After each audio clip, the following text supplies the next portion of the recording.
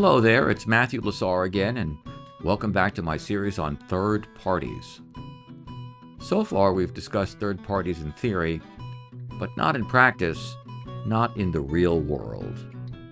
Let's look at the leaders of two 19th century third parties. Neither made it to the White House, but both leaders had a big impact on American politics.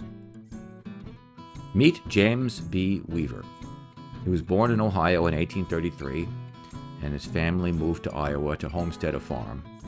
Then the Civil War broke out, and Weaver, at a very young age, became an officer in the Union Army. When the war ended, Weaver resolved to do something for farmers in the South and the West.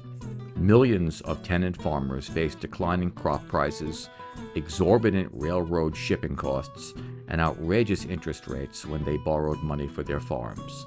So they set up alliances, especially in Texas, what we today would call cooperatives, where they pooled their resources to buy farm seed and equipment wholesale.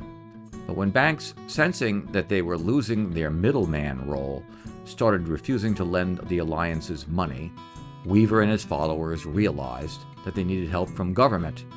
So they went into politics. They launched the People's Party, often known as the Populist Party, and called for a great movement on behalf of the producing classes, farmers and workers together.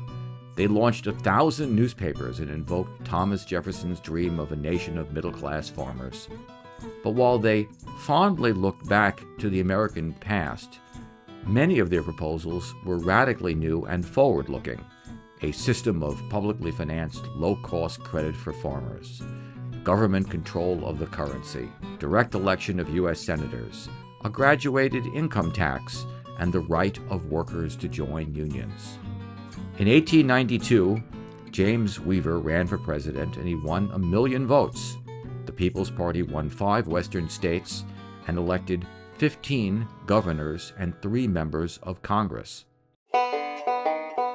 But the populists' mostly farmer-oriented message never connected with urban voters on the East Coast and Midwest.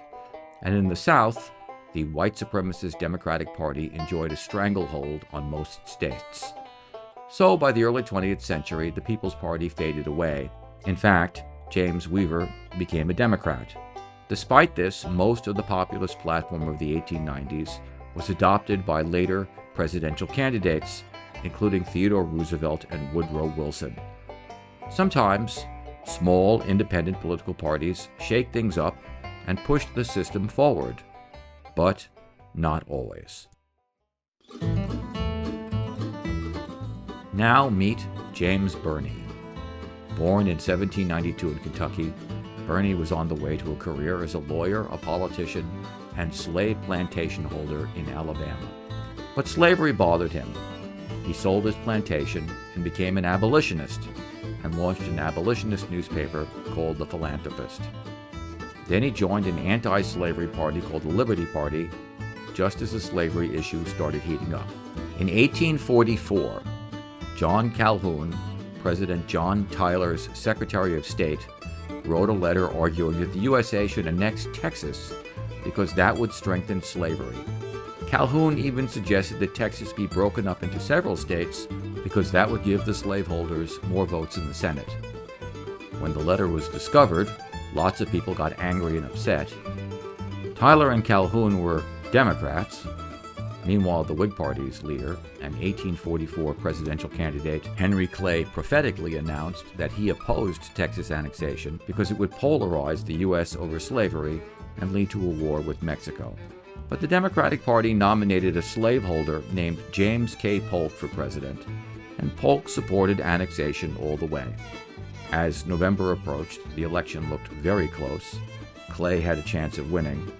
But abolitionist James G. Birney ran for president on the Liberty ticket. Birney didn't do well in most parts of the country, but in New York, he received enough votes from Whigs, the Whig Party, 16,000, to cost Henry Clay the state's electoral college votes and the general election. Had it not been for the Liberty Party, Clay would have won. Emboldened by Polk's victory, pro-Texas annexation forces in Congress got the House and Senate to declare Texas part of the United States even before Polk took office. Not only did the USA add a new slave state, but under Polk's leadership, the government accused Mexico of attacking the United States in a disputed land area on the Texas-Mexican border. In the subsequent war, the U.S. grabbed 1/3 of Mexico's territory. I think it's safe to say that that's not what James Birney intended when he ran for president in 1844. We will never know, of course, what Henry Clay might have done about Texas and Mexico if he had become president. But a whole lot of Americans who voted for Clay to avoid that war would have liked a chance to find out. Sometimes, third parties can make a positive difference, even if they don't reach the finish line. But other times, they act as spoilers, serving up unintended consequences that change the course of history for the worse. In my next episode, we'll tackle a difficult practical question. What should citizens who want to make a difference do in a nation that makes it so hard for third parties to succeed?